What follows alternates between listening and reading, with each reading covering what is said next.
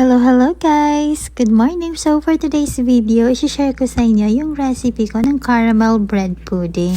Try nyo din yung recipe na to guys, lalo na kung may mga leftover kayong bread. Dali lang yung recipe na to guys, isang mixing bowl, maglagay lang ng 2 cups ng fresh milk, 2 eggs, 3/4 cup sugar, salt at 1/2 cup ng caramel syrup. Nabili ko pala yung caramel syrup sa Shopee. Mimix lang natin lahat, then ilalagay na natin sa ating na-slice na leftover bread.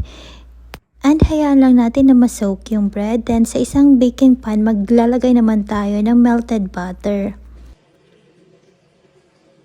Then ilagay na natin yung ating na-soak na bread sa baking pan. Then sa ibabaw maglalagay naman tayo ng butter. Masarap yung butter kasi ito yung magbibigay ng parang toasted texture sa ating bread pudding. And then sa toppings maglalagay tayo ng caramel sauce. And bake na natin for 45 minutes at 180 degrees Celsius.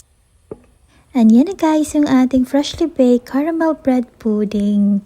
Ang sarap niya tingnan kasi makikita mo yung caramel sa ibabaw.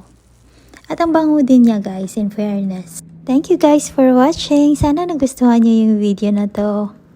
Tara na, let's eat!